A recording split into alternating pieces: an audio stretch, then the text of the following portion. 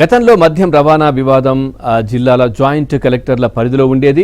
దీన్ని కేంద్రీకృతం చేసి రాష్ట్ర బెవరేజెస్ కార్పొరేషన్ ద్వారా సరఫరా చేసేలా గత జగన్ ప్రభుత్వంలో నిర్ణయించారు.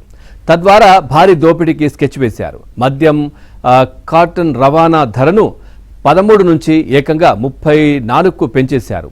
ఇలా మద్యం రవాణా స్కామ్లో 400 కోట్లు దోపిడీ చేసినట్లు సిట్ తేల్చింది.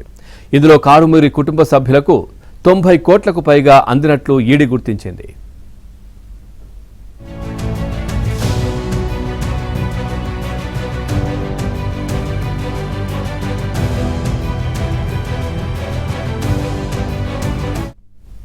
జగన్ హయాంలో జరిగిన మద్యం రవాణా కాంట్రాక్టుల్లో అక్రమాలకు సంబంధించి వైసీపీ నేత మాజీ మంత్రి కారుమూరి వెంకట నాగేశ్వరరావును ఎన్ఫోర్స్మెంట్ డైరెక్టరేట్ ఈడీ అరెస్ట్ చేసింది.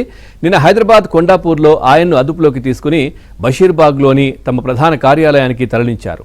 ఏపీ బెవరేజెస్ కార్పొరేషన్ లిమిటెడ్కు సంబంధించిన మద్యం రవాణా టెండర్లలో 400 కోట్ల మేర దోపిడీ జరిగిందని, అస్మదీయ సంస్థలకు ప్రయోజనం కలిగేలా నిబంధనలు మార్చి సబ్ కాంట్రాక్టుల ద్వారా భారీ మొత్తంలో అక్రమ లాభాలు పొందారని రాష్ట్ర ప్రత్యేక దర్యాప్తు బృందం సిట్ తేల్చింది.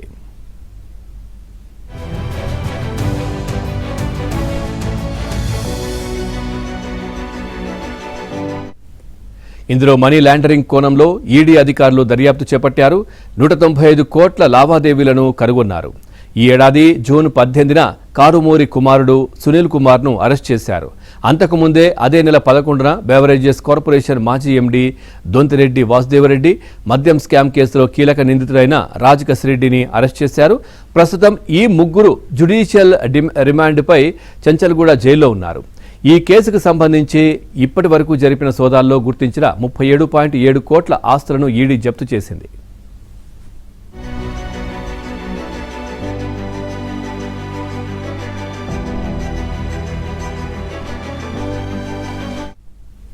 ఈ నేపథ్యంలో ముందస్తు బెయిల్ కోసం కారుమూరి నాగేశ్వరరావు చేసిన ప్రయత్నాలు ఫలించలేదు. సుప్రీంకోర్టు నుంచి కూడా రక్షణ లభించలేదు. ఈ క్రమంలో ఆయన్ను ఈడీ అధికారులు అరెస్ట్ చేశారు. జగన్ హయాంలో వైసీపీ నేతలు మద్యం సరఫరా కాంట్రాక్టులను జిల్లాలు, ప్రాంతాల వారీగా దక్కించుకుని భారీ దోపిడీకి తెరతీశారు. జగన్ ప్రభుత్వంలో సలహాదారుగా పనిచేసిన రాజకసిరెడ్డి సిగ్మా సప్లై చైన్ సొల్యూషన్స్ పేరుతో ముసుగు సంస్థను హడావిడిగా నెలకొల్పి దానికి ప్రధాన కాంట్రాక్ట్ దక్కేలా నిబంధనలు మార్చేశారు.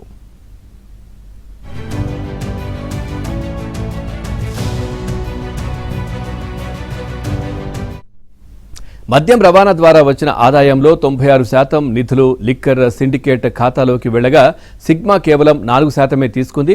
ఆ 96% నిధుల నుంచి కారుమూరి నాగేశ్వరరావు కుటుంబానికి చెందిన శ్రీ సుదర్శన్ కన్స్ట్రక్షన్ ఖాతాలోకి 68 కోట్లు, మాజీ మంత్రికి నగదు, బ్యాంకు ఖాతాల ద్వారా 15 కోట్లు, ఆయన కోడలు కీర్తి బ్యాంకు ఖాతాలోకి 9.5 కోట్లు, కుమారుడు సునీల్ ఖాతాలోకి సైతం నిధులు చేరినట్లు ఈడీ గుర్తించింది.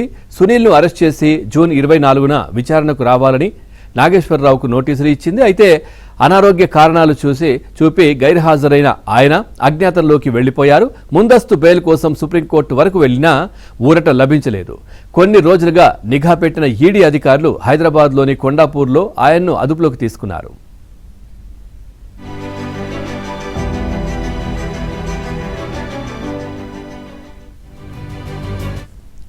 $3,500 కోట్ల మద్యం కుంభకోణం జరిగిన జగన్ పాలనలో మరో 400 కోట్ల మద్యం రవాణా స్కామ్ కూడా బయటపడింది. ఆయన అధికారంలోకి రాకముందు రాష్ట్రంలో మద్యం డిపో నుంచి షాపులకు ఒక కార్టన్ సరఫరా చేస్తే రవాణా చేసిన వారికి రాష్ట్ర బెవరేజెస్ కార్పొరేషన్ 13 చొప్పున చెల్లించేది. అయితే జగన్ ప్రభుత్వం మద్యం కార్టన్ రవాణా ధరను అనూహ్యంగా 34కు పెంచేసి దోపిడీకి దారులు వేసింది. కూటమి ప్రభుత్వం వచ్చాక రాజకసిరెడ్డి, ఆయన కేబినెట్లో మంత్రి కారుమూరి నాగేశ్వరరావు, కేంద్ర సర్వీసుల నుంచి కోరి తెచ్చుకున్నటువంటి వాసుదేవరెడ్డి సహా మరికొందరి పాత్రపై విజిలెన్స్ ఎన్ఫోర్స్మెంట్ విభాగం విచారణ జరిపి మద్యం రవాణాలో దోపిడీ గుట్టును రట్టు చేసింది.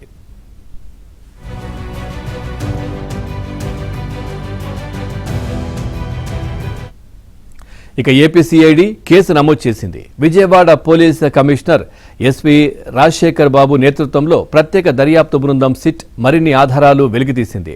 అనంతరం కేంద్ర ఏజెన్సీ అయినటువంటి ఈడీ రంగంలోకి దిగింది. సిట్ నుంచి వివరాలు తీసుకుని ఈసీఐఆర్ నమోదు చేసి మరింత లోతుగా ఆరా తీసింది. ఇందులో మనీ లాండరింగ్ కోణాన్ని పసిగట్టి ఆ దిశగా దర్యాప్తు చేపట్టిన వాసుదేవరెడ్డి, రాజకసిరెడ్డి, ఆనాటి ముఖ్య కారుమూరి నాగేశ్వరరావు, వారి బంధుగణం కలిసి 400 కోట్ల వరకు ఖజానాకు నష్టం చేకూర్చినట్లు సిట్ విచారణలో తేలగా ఇందులో 195.32 కోట్ల లావాదేవీలను ఈడీ బహిర్గతం చేసింది. ఈ క్రమంలోనే వాసుదేవరెడ్డి, రాజకసిరెడ్డి, సునీల్ కుమార్ను అరెస్ట్ చేసింది.